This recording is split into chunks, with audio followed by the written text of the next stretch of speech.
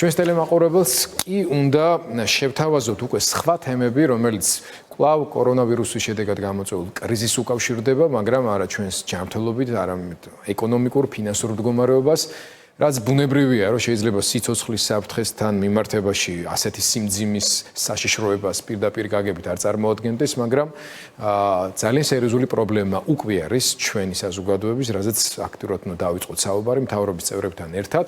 ამ შემთხვევაში მთავრობის წევრი პირდაპირ გაგებით არ არის ჩემი სტუმარი, იმიტომ რომ ეს ავტონომიური ძლიერი ორგანიზაციის ხელმძღვანელია, ეროვნული ბანკის ხელმძღვანელი გახლავთ ბატონი კობა გვენეტაძე, ჩვენი დღევანდელი სტუმარი. მადლობა მინდა მას გადაუხადო აქ მობრძანებისთვის. სერიოზული სასაუბრები გვაქვს. ის რაზეც თქვენ ისაუბრებთ, აინტერესებთ როგორც ქართული ბიზნესის საფინანსო წრეების წარმომადგენლებს, ასევე რიგით ადამიანებს, იმ ადამიანებს, რომლებიც დღეს სამუშაოს დაკარგვის საფრთხის წინაშე არიან, რომელთაც დეპოზიტები აქვთ განთავსებული ჩვენ საბანკო სისტემაში, რომლებიც ლარის კურსზე არიან დამოკიდებულები, დოლარში აქვთ ცესხები, ან ეშინიათ რომ მატების პროცესი ფასების კვლავ გაიზრდება და ეს კიდევ უფრო მეტად დაამძიმებს მათ მდგომარეობას. მე გავჩერდები ახლა და ბატონო კობა, თქვენგან მჭირდება მონახაზი იმ წყობრი გეგმისა, რომელიც საქართველოს ეროვნულ ბანკს აქვს იმისთვის, რომ პირველ რიგში ლართან მიმართებაში დასტაბილურდეს სიტუაცია, ფასებთან მიმართებაში როგორი იქნება თქვენი პოზიციები, ეს არის მაინც თქვენი მანდატის, ასე ვთქვათ, მთავარი შემადგენელი ნაწილი და სხვა თემებთან დაკავშირებით დამატების შეკითხვებს დაგისვამთ. გიორგი, მოგესალმებით, ასევე თქვენ მაყურებლებს მივესალმები. კორონავირუსით გამოწვეული პანდემია გამოწვევა არის მთელი მსოფლიოსთვის, არა მარტო საქართველოსთვის. აქედან გამომდინარე, ეს გავლენა თითქმის ყველა ქვეყანაში იგრძნობა. ყველა ქვეყანაში იგრძნობა კურსთან დაკავშირებით, საფონდო ბირჟებთან დაკავშირებით, მოგეხსენებათ, რომ ბევრ ქვეყანაში რამდენიმე დღით ჩამოიშალა და შეწყვეტილი იყო საერთოდ ვაჭრობა. იქიდან გამომდინარე, თუ რა პოზიციაში და სიტუაციაში იმყოფება ქვეყანა, თუ როგორი ტიპის ეკონომიკა აქვს ქვეყანას, ეს გავლენა შესაძლებელია მეტნაკლებად განსხვავებული იყოს, მაგრამ გავლენა არის ყველგან. საქართველოს შემთხვევაში თუ შევხედავთ, აქ რამდენიმე არხით მოხდა გავლენა. გარდა იმისა, რომ ზოგადად არის პესიმისტური მოლოდინები სოფლიო ეკონომიკასთან და აქ ასევე რეგიონულ ეკონომიკასთან დაკავშირებით, რაც უკვე თავისთავად ცუდ მოლოდინებს ხსნის, ამავე დროს დარტყმა მიიღო სოფლიო ტურიზმმა. ტურიზმი, რომელიც საქართველოსთვის, საქართველოს ეკონომიკისთვის არის ზრდის მნიშვნელოვანი წყარო და აქედან გამომდინარე უცხოური ვალუტის შემოსვლის ძალიან მნიშვნელოვანი ფაქტორი. სწორედ აი ამ ფაქტორების გავლენით მოხდა კურსის გაუფასურება და ეს იყო ის გამოძახილი იმ უარყოფითი მოლოდინების, რაც შეუძლებელი იყო, რომ არ მომხდარიყო. ხშირად ამ დღეებში ხშირად იყო ხოლმე ინფორმაცია იმაზე, რომ საქართველოს ქართული ვალუტა ყველაზე ძალიან გაუფასურდა, რაც არ არის სწორი, რადგანაც არის ვალუტები, რომელიც უფრო მეტად გაუფასურდა ლარზე, ვალუტები, რომელიც უფრო ნაკლებად გაუფასურდა ლარზე, მაგრამ ჩვენ ჯამში შევხედეთ საშუალო მაჩვენებელს განვითარებადი ჩვენს რეგიონში ადგილობრივი ვალუტების გაუფასურების დინამიკის გათვალისწინებით, მე მგონი მართლაც ყოველთვის ცუდი მაჩვენებელი ვქონდა. არ არის ასე. თქვათ იგივე ჩვენ სამოზებლოს თუ ავიღებთ, რუსეთში უფრო მეტად უფრო გაუფასურდა და ბელარუსში უფრო მეტად გაუფასურდა. მაგრამ ამ შემთხვევაში ეს არ არის მნიშვნელოვანი, ხო? მნიშვნელოვანი არის ის, რომ თქვათ რომ შევხედოთ საშუალო მაჩვენებელს დაახლოებით განვითარებადი ქვეყნები ჩვენაირად არის გაუფასურებული დოლარის მიმართ. მაგრამ გაცილებით უფრო მნიშვნელოვანი არის გიორგი ის თუ რა რეაგირება მოყვება ამას აბსოლუტურად მესმის და გასაგებია რომ მოკლევადიანი გავლენა და შოკი არის ძალიან ძლიერი. მაგრამ არასწორი რეაგირების შემთხვევაში ეს შოკი კიდევ უფრო ძლიერი შეიძლება იყოს. მე მახსენდება, მე მაშინ არ ცხოვრობდი საქართველოში, მაგრამ რა თქმა უნდა ვიცნობ იმ ლიტერატურასაც და ანალიზსაც, აი თუნდაც 2014-15 წლის განმავლობაში, როდესაც იყო გაუფასურება, ქართული ლარი უფრო მეტად გაუფასურდა სხვა ვალუტებზე მოკლევადი ამ პერიოდში და იყო რამდენიმე ქვეყანა, რომელმაც შეაკავა ეს გაუფასურება, მაშინ როდესაც აბსოლუტურად შეუძლებელი იყო ამის გაკეთება და ერთადერთი გზა იყო მხოლოდ რეზერვების ხარჯვა და შედეგი ამ ქვეყნებში იყო, რომ მათ დახარჯეს მათი სავალუტო რეზერვების ძალიან დიდი ნაწილი და გაუფასურება ჰქონდათ უფრო მეტი, ვიდრე ეს საქართველოში იყო. საქართველოს პირობებში ახლა უკვე ეროვნულმა ბანკმა დაიწყო აქტიური ინტერვენციები 100 მილიონამდე უკვე იქნა გამოტანილი და დახარჯული. ამან აშკარად იქონია გავლენა ჩვენი ეროვნული ვალუტის მდგომარეობაზე, ბოლო დღეების განმავლობაში ლარი გამყარდა. ყველას გვაქვს მოლოდინი, რომ ეს ტენდენცია სიტუაციის დასტაბილურობის პარალელურად და სხვა, ანუ სამთავრობო გეგმის წარმოქმნის პარალელურად კიდევ უფრო შეუქცევადი გახდება. მაგრამ თლიანობაში, რამდენითაც მე ვიცი, ეროვნულ ბანკს დაახლოებით 3 მილიარდის რეზერვი გააჩნია. ამ მიმართულებით რაში გამოიხატება თქვენი გეგმა? აქვე ერთსაც გეტყვით და კიდევ უფრო მწყობრად ჩამოყალიბების საშუალება გექნება თქვენი გეგმის. თქვენს იშვიათ, მაგრამ ინტერვიუს მოუკარი მე ყური სხვა მედია საშუალებებთან, სადაც თქვენ ასეთი ფრაზა ბრძანეთ, რომ ეროვნული ბანკი სტრატეგიის შეცვლას აპირებს, სტრატეგიის გადახედვას აპირებს. აი ეს უკვე ძალიან სერიოზული განაცხადი არის ქვეყნის მთავარი, ეს თქვათ, ქვეყნის ფისკალურ და მონეტარო პოლიტიკაზე პასუხისმგებელი ორგანოს მხრიდან. რა სტრატეგიის გადახედვაზე არის საუბარი, რისგან შედგება, როგორია ეს მიდგომები, რომელიც შეიცვლება, რა მოლოდინი უნდა კონდეს ბიზნეს, ჩვენს მოსახლეობას, მათ შორის მცირე და საშუალო ბიზნესში დასაქმებულ ადამიანებს და რიგით ადამიანებს. გიორგი, ყოველთვის რეაგირება, ვფიქრობ, ეს იქნება მონეტარული ხელისუფლება, ეს იქნება ფისკალური, უნდა იყოს სიტუაციის შესაფერის. აქედან გამომდინარე, როდესაც აი ასეთი შოკი არის, რა თქმა უნდა, ჩვენ მივიღებთ იმ ზომებს, რაც ამ შემთხვევაში არის მიზანშეწონილი. თქვენ მოგეხსენებათ, რომ ეროვნული ბანკი წლების განმავლობაში აგროვებდა სავალუტო რეზერვებს. ასევე თუ ადევნებდი თვალყურს ჩემ ინტერვიუებს, რომელიც იშვიათი არ იყო სხვათა შორის, საკმაოდ ბევრი იყო. მე ხა ბოლო პერიოდზე ვიძახდი. და ამავე დროს ამკაცრებდა განაკვეთს. განაკვეთსაც ვილაპარაკებთ, მაგრამ მოდით ჯერ რეზერვებზე ვისაუბროთ. კი ბატონო, რეზერვებზე ვისაუბროთ. და რადგანაც რეზერვები ეროვნული ბანკის არ იყო ადეკვატური საერთაშორისო ზომების საზომის მიხედვით და აქედან გამომდინარე ბევრი კრიტიკაც დაგვიმსახურებია იმის გამო, რომ ამას ვაკეთებდით. მაგრამ დღეს ძალიან კარგად ჩანს, რომ ეს იყო აბსოლუტურად აუცილებელი. ის საწყისი ეტაპი ამ კრიზისის, რითიც ჩვენ დავიწყეთ, ამ საწყის ეტაპზე ჩვენი რეზერვები არის ადეკვატური, რაც საშუალებას გვაძლევს, რომ ეხლა უკვე გავაკეთოთ ის ჩარევა, რომელიც საჭირო იქნება ბაზრისათვის. და ზუსტად ეს ნიშნავს ამას, ხო, თუ აქამდე ჩვენ ვაგროვებდით რეზერვებს, ეხლა ჩვენ რეზერვებს დავხარჯავთ. ანუ იყო დრო რეზერვების დაგროვების და ახლა არის დრო ამ რეზერვების. აბსოლუტურად. არის კარგი დრო და კარგ დროს უნდა დააგროვო რეზერვები და როდესაც არის ცუდი დრო, უნდა დახარჯო რეზერვები, რა თქმა უნდა გააზრებულად. ხო, უბრალოდ ამას ძალიან დიდი კრიტიკა მნიშვნელობა მოდიოდა აქვს. იმ მიმართულებით, რომ თქვენ არ ამჟღავნებდით ადრე მზაობას ამის უფრო აქტიურად ხარჯს. ადრე ამის მზაობა არ იყო. ადრე ამის ვილაპარაკობთ, თქვა, მაშინ როდესაც ვაგროვებდით რეზერვებს, ამის საჭიროება არ იყო. მაგრამ ისევ და ისევ სხვადასხვა სიტუაციაში სხვადასხვა რეაგირებას აქვს მნიშვნელობა, მაგრამ ეხლა რა თქმა უნდა ეს აუცილებელია. კარგია რომ ჩვენს რეზერვები გვაქვს. ეხლა ჩვენს რეზერვები გვაქვს ადეკვატური რეზერვები ფინანსებში გაურკვეველი ადამიანებისთვისაც მაგალითად რო გასაგებად ვთქვათ, ერთ-ერთი ყველაზე მთავარი შიში არის იყო ყოველ შემთხვევაში დეპოზიტებთან დაკავშირებული, რამდენად მდგრადია ჩვენი საბანკო სისტემა, საიმისოთ რომ ხო არ ემუქრება რაიმე საფრთხე ქართულ საბანკო სისტემაში განთავსებულ დეპოზიტებს. რაზეც თქვენ ახლა საუბრობთ და მათ შორის ეს რეზერვებიც და მათ შორის თავად ბანკებისთვის დაწესებული საკმაოდ კაცრი მოთხოვნები მათი კაპიტალთან ლიკვიდობასთან დაკავშირებით. იძლევა თუ არა იმის გარანტიას და მყარად ქმნის საშუალებას, რომ ჩვენს მოსახლეობას არ ეშინოდეს ამ მხრივ, რომ დეპოზიტები მყარად ინახება და პრობლემა არ იქნება. დიახ. ესე იგი რეზერვებთან დაკავშირებით კიდე რომ დავამატო რომ ამ საკითხთან დაკავშირებით ჩვენ იმ აუქციონებთან ჩვენ აუქციონის სახით მონაწილეობდით ხოლმე, მაგრამ ჩვენ ამავე დროს ვაჭრობაშიც მივიღებთ ახლა მონაწილეობას უფრო ხშირად, რადგანაც ასეთ სიტუაციაში გიორგი ბაზრის ლიკვიდობა ძალიან დაბალია, ხო? თქვათ მიწოდება ძალიან დაბალია ამ შემთხვევაში, მაშინ როდესაც მოთხოვნა ძალიან დიდია, რადგანაც გაურკვევლობა არის ძალიან დიდი. და ზუსტად ამ დროს ჩვენ მივაწოდებთ ბაზარს, ვალუტას იმისათვის, რომ აი ეს დანაკლისი გარკვეულწილად შევსოს. ერთი რამე არ დაგვაუწევს, როდესაც აი ასეთი მოლოდინია არის გაუფასურების როგორც წესი, ხო? შეუძლებელია რომელიმე ინტერვენციამ ეს შეაჩეროს. აბსოლუტურად შეუძლებელია.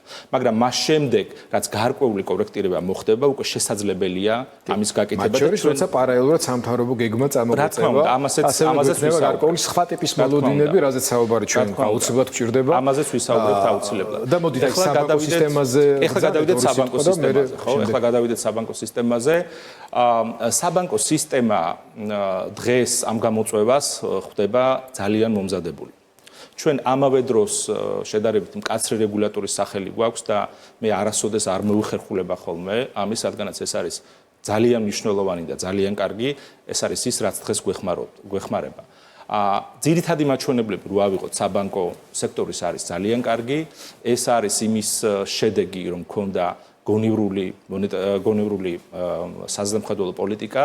აი თქვათ ის მაჩვენებლები, რომელიც ახსენეთ, ლიკვიდობა, კაპიტალი არის ძალიან მნიშვნელოვანი და ჩვენ ეს ძალიან კარგი მაჩვენებლები გვაქვს. ამავე დროს უმოქმედო სესხები, ანუ გაფუჭებული სესხები არის ისტორიულად დაბალ დონეზე, რაც ამავე დროს დაეხმარება ამ სიტუაციას. ანუ რა თქმა უნდა, ის რაც მოხდა ძალიან ცუდია.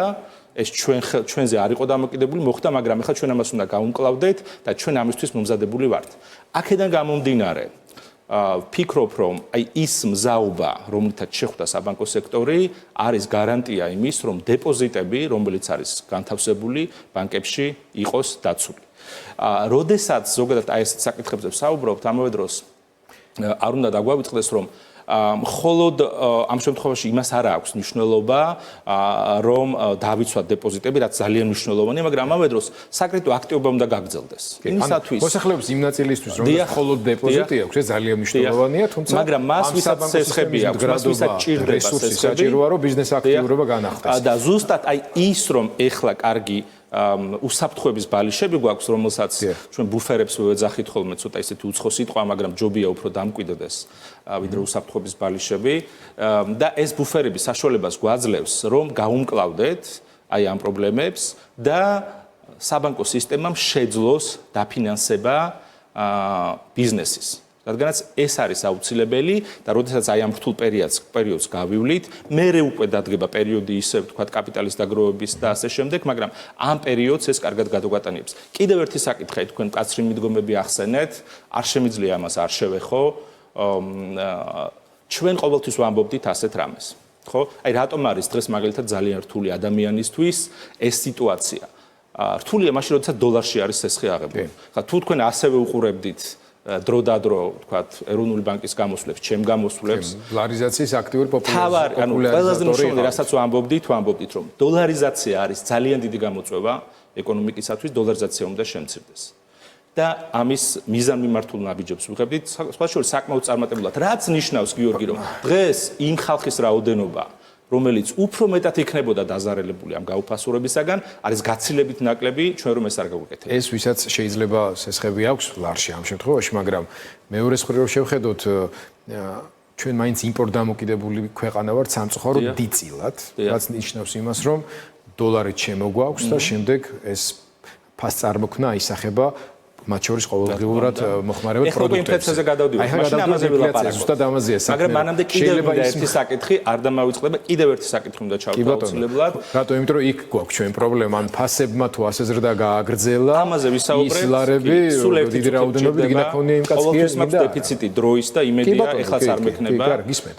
იმიტომ რომ როდესაც მზაობაზე ვსაუბრობთ ზოგადად, ჩვენ განვახორციელეთ ეგრეთ წოდებული პასუხისმგებლიანი დაკრიტების პრინციპების შემოღება დაახლოებით წლინახევრის წინ დავიწყეთ და პრინციპი იყო ის, რომ სესხის აღება სამოხმარებულ სესხებზე იყო საუბარი, უნდა მომხდარიყო მხოლოდ იმ შემთხვევაში, თუ სესხებელს მისი გადახდის უნარი აქვს.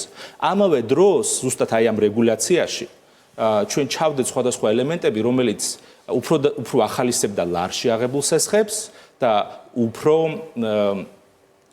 ნაკლებად ახალისებდა დოლარში აღებულ სესხებს.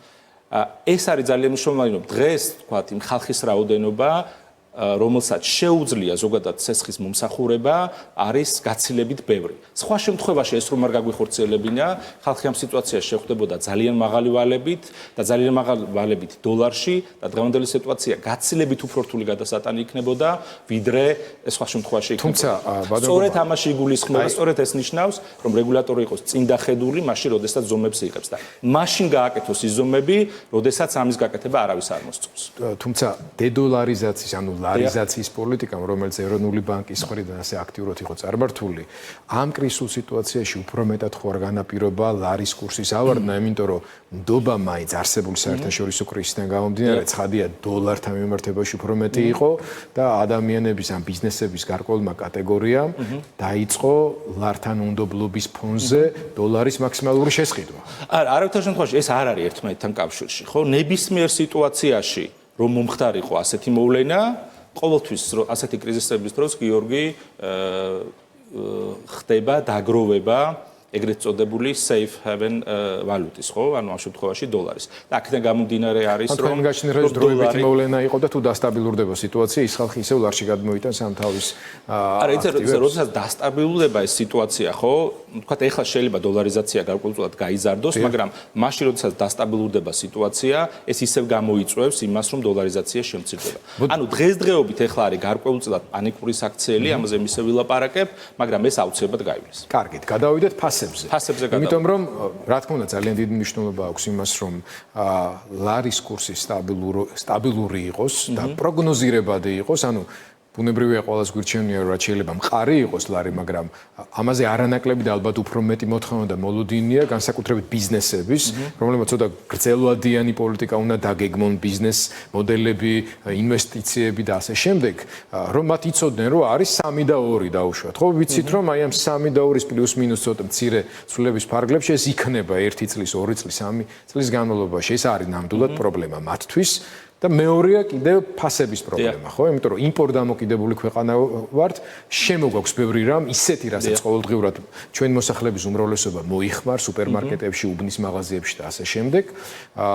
საწვავში, თუმცა საწვავში ამ კუთხით ნაწილობრივ გაგვიმართლა, იმიტომ რომ სოფლიო ბაზარზე მოიკლო მისმა ფასმა, მაგრამ ესე დიდხანს არ გაჩერდება თავისთავად. ცხადია, როცა ეკონომიკა ამოძრავდება, რა გეგმა გაქვს და რა პოლიტიკა იმისთვის, რომ ინფლაციის მაჩვენებელი, რომელიც ისედაც ცოტა გაქცეული გქონდა ჩვენ ბოლო თვეების და 1 წლის განმავლობაში, მოვთოკოთ და ეს უმძიმესი ტვირთი კიდე დამატებით არ დააწყვეტს. გიორგი, ცოტა აკრულებთ ახლა ჩემ ასე ვთქვათ აქ მოსulis, ანუ იმდენად გრძელ კითხვას ვსვამთ, რომ ყველაფერზე შემიძლია პასუხი გაგცეთ, მაგრამ იქნებ გაგირთულო ცხოვრება, მაგრამ თქვენი ამოცანა უფრო მარტივად უპასუხო. არა, იცით, იმდენი საკითხი წამოწიეთ, რომ ყველას მინდა გავცე პასუხი. კი ბატონო. აი თქვენ თქვით კურსის პროგნოზირებადება, ხო? კურსი, რომელიც არის ძალიან მყიფე მოკლევადიან პერიოდში, არის ყველაზე მერყევი საშუალოვადიან და გრძელვადიან პერიოდში. და კურსი, რომელიც აჩვენებს მოქნილობას მოკლევადიან პერიოდში, საშუალოვადიან პერიოდში და გრძელვადიან პერიოდში გაცილებით უფრო სტაბილურია. აქედან გამომდინარე, ქართული ლარი, რომელიც არის მცურავი, მომავალში და საშუალოვადიან პერიოდში და გრძელვადიან პერიოდში, როდესაც გადაილახება ეს სირთულეები, გაცილებით უფრო კარგ სიტუაციაში იქნება და გაცილებით უფრო დაეხმარება ეკონომიკას, ვიდრე ვალუტები, რომლის დაცვასაც დღეს ცდილობენ. ეს ერთი ნაწილი, ხო? ეხლა მეორე ნაწილი, რომელიც შეეხება ანუ ხელოვნურად სუნთქვა შენარჩუნებული გულისხმობთ უფრო ის ვალუტა, რომელიც აბსოლუტურად, მაგრამ მეორე სწორი შედარება გააკეთეთ. თუმცა ამაზე ძალიან დიდი მნიშვნელობა აქვს. სხვანაირად, სხვანაირად აი ის ხელოვნურ სუნთქვაზე შეერთებული უკვე ვეღარ გადარჩება. ამაში გეთანხმებით, თუმცა ის რომ დიფერენცირება არ უნდა იყოს ამაში. ეხლა გადავედით ფასებზე, რომელიც არის ინფლაციაზე, რომელიც არის ფასების საერთო დონის ზრდა. როდესაც აი ასეთი შოკი ხდება ეკონომიკაში, ხო, შეუძლებელია რომ რაღაცა თქვათ გავლენა არ მოხდეს. თუმცა ეხლა იგივე კურსზე რომ გავაკეთებთ, ხო, გავლენას, კურს და ფასებს შორის არ არის ასეთი პირდაპირ პროპორციული კავშირი. არის სიტუაციები, როდესაც შეიძლება კურსი გაიზარდოს, ანუ გაუფასურდეს ვალუტა, მაგრამ მაშინ ინფლაცია არ გაიზარდოს. ეს ასე ყოველთვის არ ხდება, ხო? ეხლა თუ შევხედავთ დღევანდელ ყოველთვის სიტუაციას არ არის სამწუხაროდ საქართველოს არ არის ასე გიორგი 2015 წლებს თუ გადახედავთ ფასი ადის ხოლმე მაგრამ მე ვარგვის გამყარებასთან ერთად თქვენ დაგარჩენთ არა ეს აბსოლუტურად სხვა რამეა გიორგი 2015 წლის სტატისტიკას თუ გადახედავთ მიუხედავად იმისა რომ ქართული ლარი დაახლოებით 50%-ით გაუფასურდა მაშინ ინფლაცია 3%-ზე მაღალი არ ყოფილა. ამიტომ ეს ყოველთვის ასე არ არის. ამაზე უნდა შევთანხმდით, ეს ასეა, სტატისტიკასაც შეგიძლიათ გადახედოთ და ნახოთ. ეხლა ჩვენ დღეს რაც გვაქვს, გარკვეულწილად, აი ძალიან მოკლე პერიოდში ორი შოკთან განკლავება დაგჭირდა, ხო? თქვენ მოგეხსენებათ, რომ გასულ წელს, როდესაც ფრენები შეიზღუდა რუსეთიდან, აი მაშინაც მოხდა ასეთი შოკი ქვეყანას ჰქონდა შოკი, საგარეო შოკი, როდესაც უკვე ტურისტებიდან შემოსავალი შემცირდა, ანუ შიგა პირობებით გამოწვეული, ხო? მაშინაც გაუფასურდა ვალუტა და მაშინაც იყო ძალიან დიდი საუბარი, რომ აი აღარასოდეს აღარ გამყარდება და ჩამოიქცევა ეკონომიკა და ასე შემდეგ და ასე შემდეგ. შედეგი რა იყო? მაშინ, როდესაც მოხდა სწორი რეაგირება, ეკონომიკის ზრდა იყო 5%-ზე მაღალი, მიმდინარე ანგარიშის დეფიციტი ისტორიულად ყველაზე დაბალი დამოუკიდებელი საქართველოს ისტორიაში გასულ წელს და მაშინ მას მერე რაც გავამკაცრეთ მონეტარული პოლიტიკის განაკვეთია რომ მივიღეთ სწორი გადაწყვეტილება, ინფლაციამ დაიწყო ქვემოთ ჩამოსვლა და აბსოლუტურად ისე მოდიოდა ქვემოთ, კურსიც გამყარდა, კარგად მოგეხსენებათ, იანვარ-თებერვალში სანამ ეს ამბები დაიწყებოდა და ინფლაციამაც დაიწყო დაღმასვლა. აქედან გამომდინარე ჩვენ შედარებით მაღალი ინფლაცია გვქონდა. ეხლა ეს რა თქმა უნდა დღევანდელი სიტუაცია ცვლის სურათს, ხო ეს ეხლა დამატებითი შოკი არის ეკონომიკისთვის. ამ შემთხვევაში აი ძალიან ისეთი საინტერესო და არაორდინალური სიტუაცია არის ეკონომისტებისთვის. აი პირდაპირ რომ გითხრათ დღეს რა იქნება ინფლაცია? იქნება ის, თქვა სიტყვაზე 8% თუ იქნება 1%, ძალიან რთულია ამის თქმა და იცით რატომ? იმიტომ რომ დღესდღეობით ეკონომიკა არის შენელებული, ხო? მოთხოვნა როგორც ასეთი ეკონომიკაში რესტორნები დაკეტილია, კინოთეატრები დაკეტილია, ყველაფერი დაკეტილია, ხო? ანუ მოთხოვნა თუ კი რამე შეიძლება იყოს არის შემცირებული, იმიტომ რომ ჩვენ უნდა გავუმკლავდეთ კორონას, ხო? ეს არის აუცილებელი. არა, კი ბატონო, მაგრამ ჯერ ეს პერიოდი ხომ და გავიაროთ. ამიტომ აი ეხლა რომელი ეფექტი გადაწონის ნომინალური ეფექტური კურსის გაუფასურება თუ მოთხოვნის შემცირება ძალიან რთული სათქმელია. აი დღეს ვკითხულობდი მაგალითად შეფასება საერთაშორისო სავალუტო ფონდის ვებსაიტზე არის პირველი ქვეყანმა მიიღო სწრაფი დახმარება ყირგიზეთმა, რომელსაც სამედიცინო ხარჯების პრობლემა ჰქონდა და სხვა გზა არ იყო და ძალიან სწრაფი პატარა დახმარება მიიღო და პირდაპირ წერია, რომ ეს არის უპრეცედენტოდ გაზრდილი გაურკვევლობის პერიოდი. შეუძლებელია იმის შეფასება, რა მოხდება მაგალითად ამ ქვეყანაში, მაგრამ რაღაცა თანხა მისცეს, ხო?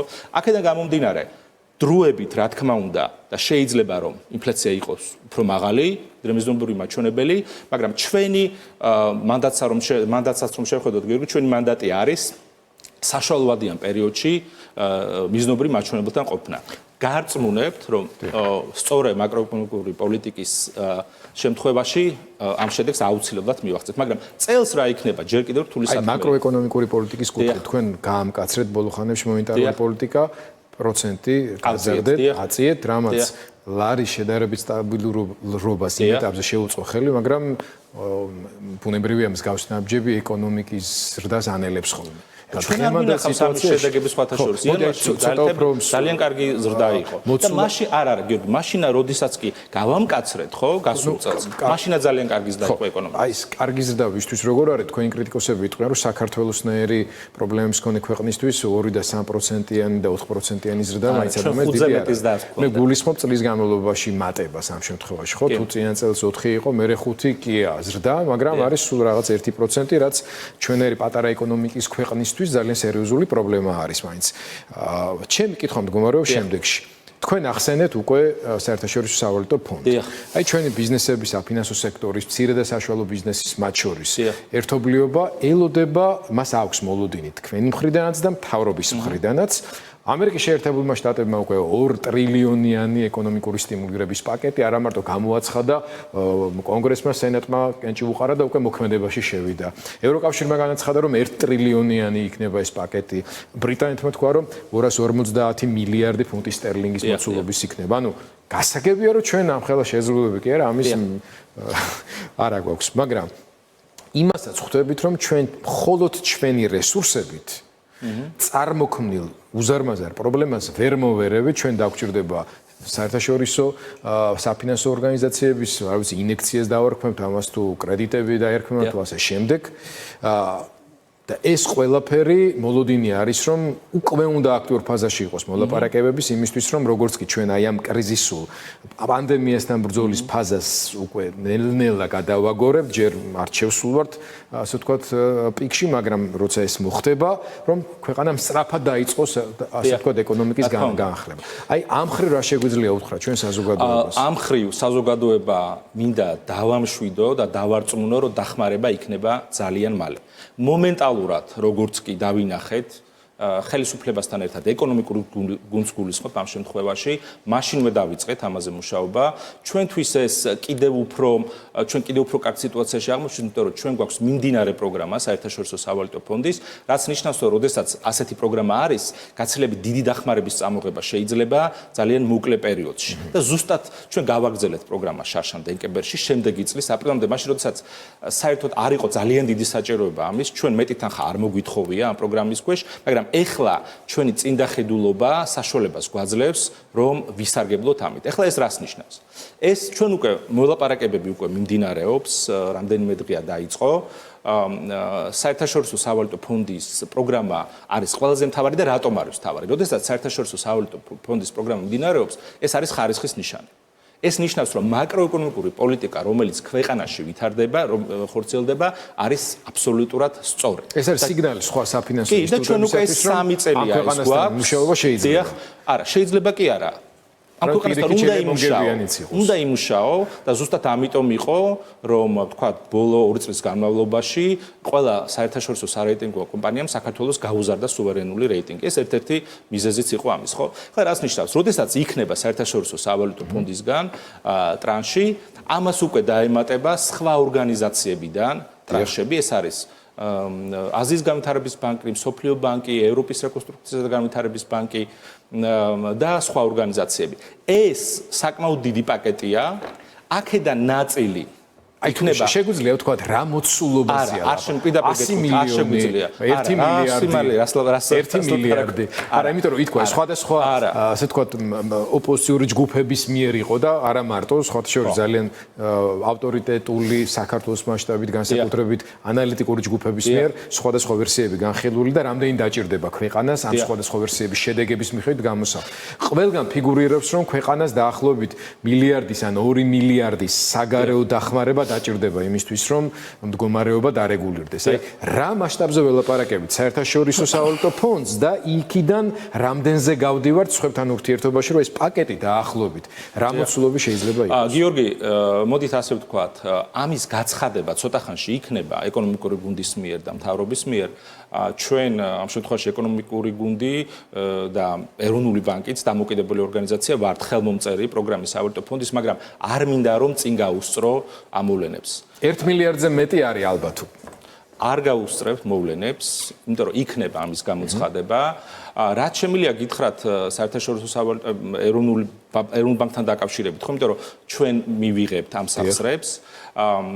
ეს როგორც მინიმუმ ალბათ იქნება დაახლოებით 400 მილიონი დოლარი, როგორც მინიმუმ, მაგრამ ჩვენი რეზერვებიც გვაქვს, რა თქმა უნდა, 3 მილიარდ ნახევარი და ის სხვა დახმარება, რომელიც მოვა ბიუჯეტში ვალუტაში, ხო? იმის ნაწილიც ეროვნულ ბანკში გადმოინაცვლებს. რაც ნიშნავს, რომ ჩვენ საკმაოდ მნიშვნელოვანი და კარგი რესურსი გვექნება იმისათვის, რომ აი ამ დღესდღეობით შედარებით შეზღუდულად მოქმედ სავალუტო ბაზარს საჭირო თანხები მივაწოდოთ.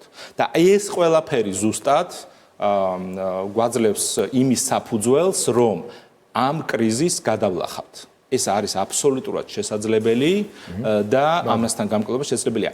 ისევ და ისევ ზომები მომენტალურად იქნა მიღებული, ჩვენ ვართ ახლა აქტიურ ფაზაში მოლაპარაკების, ანუ ჩვენ ნაწილში, მთავრობა თავის ნაწილში, ეს პაკეტი შეიკრება და დაიწყებს მუშაობას და ის რომ მაგალითად ჩვენც უკვე გარკვეულ ზომებს დგას ზუსტად აი ამ პაკეტის გარკვეულწილად ნაწილია. კი ბატონო გოგო, კიდე ძალიან ბევრი თემა არის, რომელიც უფრო მეტად მაინც მთავრობასთან თქვენი ერთობლივი მუშაობის ნაწილი უნდა იყოს. ჩვენც და მთელი საქართველოს ელის მთავრობის ეკონომიკური სტიმულირების პაკეტს და ასევე შეგვიძლია ვთქვათ, რომ სოციალური სოლიდარობის კომპონენტსაც, რომელიც უკავშირდება იმ ადამიანებს, რომლებიც დაზარალდნენ, საჭიროებენ უსწრაფეს დახმარებას, მათ შორის ფინანსურს და ასე შემდეგ. ჩვენ გვაქვს პრეცედენტი, როდესაც კომერციულმა ბანკებმა 3 თვით გარკვეული ფორმით გადავადებას მიაღწიეთ. ამ მიმართულებებით არის საუბარი რაღაც 1 მილიარდიანი ფონდი, რომ შეიქმნას, იყო ზოგიერთი პოლიტიკური ორგანიზაციის მხრიდან ეს შემოთავაზება, იყო წინადადებები გადასახადების შემცირებასთან დაკავშირებითაც. მე მესმის, რომ თქვენი კომპეტენციის და მანდატის ნაწილი ეს არ არის, მაგრამ ელით თუ არა თავრობის მხრიდან, რომ და ამ ბოლო თქვენ შემაჯამებელ სიტყვაში იქნება კიდევ ერთხელ განმარტოთ, იმიტომ რომ ცუდა გაგვეპარა ეს თემა, სტრატეგიის გადახედვაზე რომ ვლაპარაკობთ. თქვენი მკაცრი ფულად საკრედიტო პოლიტიკიდან სტრატეგიის გადახედვა ნიშნავს იმას, რომ უფრო შეარბილებთ ამ პოლიტიკას, მოხსნით გარკვეულ მკაც რეგულაციებს, მათ შორის საბანკო რეგულაციებს და ასე შემდეგ და მთავრობასთან მიმართებაში ეს ყველაფერი კომპლექსში როგორ წარმოგიდგენია. გიორგი, საბანკო რეგულაციებს რაც შეეხება, მე ვისაუბრ უკვე ამაზე. საბანკო რეგულაციები რომ არ მიგვეღო ვაფიქსირებ ამ პოზიციას. არა, ვაფიქსირებ. დღეს ვიქნებოდით გაცილებით ცუდად, ვიდრე ვარ დღეს. ეს საბანკო რეგულაციები ახალ რეალობაში უკვე როცა ეკონომიკური სტიმულირება იქნება ამოცანა. ეს რეგულაციები არის ძალიან კარგი.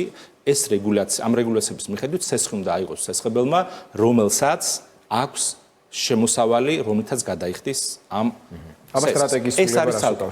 ჩვენ უკვე ვისაუბრეთ ამაზე. სტრატეგიის ცვლილება ამ შემთხვევაში არის ის, რომ ჩვენ აქამდე ვაკეთებდით რეზერვების დაგროვებას, რეზერვების დაგროვება ეხლა არ მოხდება, მაგრამ ეხლა მოხდება მიწოდება ისე როგორც საჭიროება იქნება. შეგვიძლია ვთქვათ, მაგრამ არა, შეგულებებიც არის, ხო გითხარით, ძალიან გზელ შეკითხვებს მისმევ და ყველას უპასუხებ, მაგრამ მაშინ დროც უნდა მქონდეს. კარგი. შერბილებაც არის. შერბილება არის საზედამხედველო ნაწილში. ზედამხედველობა არის მნიშვნელოვნად შემცირებული, იქიდან გამომდინარე, რომ ბანკებმა გამოიყენონ ის დაგროვილი ბუფერები და შეძლონ ეკონომიკის დაფინანსების გაგრძელება. ამიტომ აქ არის, რა თქმა უნდა, ისომოსული, რომელიც დროიდან არის გამოწვეული. თქვენი სტრატეგიული ამოცანა იქნება მთავრობასთან ერთად, მის ეკონომიკურ გუნდთან ერთად, რომ აი ამ პანდემიის გადავლის შემდეგ ეკონომიკური სტიმულირების რაც შეიძლება მეტი წინაპირობა შექმნათ ქვეყანაში. რა თქმა უნდა, როცა ეს საჭირო იქნება, არის სტაბილურობის პარალელი. ყველა ის კომპონენტი, რომელიც იქნება საჭირო, იქნება გაკეთებული. მე მინდა 10 წამი თუ შეიძლება სულ, იმიტომ რომ თქვენ აი ჩემ წინა გამოსვლასაც უსმედი ძალიან ყურადღებით და დღეს ეპიდემიოლოგები დღევანდელ სიტუაციასთან გამკლავების ყველაზე მნიშვნელოვან გამოსავალს გვეუბნებიან, რომ ეს არის დარჩით სახლში. ეხლა მე თუ გავაკეთებ ამის პერიფრას ეკონომისტების მხრიდან, მაშინ ასეთივე მოწოდება ეკონომისტების მხრიდან იქნება ნუ ვაყვებით პანიკას. აი ასეთ სიტუაციაში თუ არ ავყვებით პანიკას, სწორი ზემოქმედების, მაკროეკონომიკური ზომების და დონორების დახმარებით ჩვენ აბსოლუტურად შევძლებთ ამ კრიზისის გამყარებას. და მთავრობის მიერ ამ ყველაფრის სწრაფად გამოცხადებით და სწორად არტიკულირებით ამაში დონორების დახმარებაც ამაში გულისხმობს ზუსტად. მადლობა. ამ შემთხვევაში ნამდვილად წარმატებას გისურვებთ, იმიტომ რომ ქართული ლარის სიმღერა, ასე ვთქვა და ქართული ეკონომიკის განვითარების პერსპექტივა ისევე ეხება თითოეულ ჩვენს ოჯახს, როგორც წარმატებით ამ პანდემიის დამარცხება. მადლობას გიხდით და პირობას გაძლევთ თქვენი სურვილის შემთხვევაშიც ნებისმიერ დროს ჩვენ შეგვიძლია უფრო დეტალურად ცალკე ორი საკითხების თაობაზე ვისაუბროთ ამ სტუდიაში და ფორმულა სხვა გადაცემებშიც. მადლობთ მოწვევისათვის. კარგად ბრძანდებოდეთ.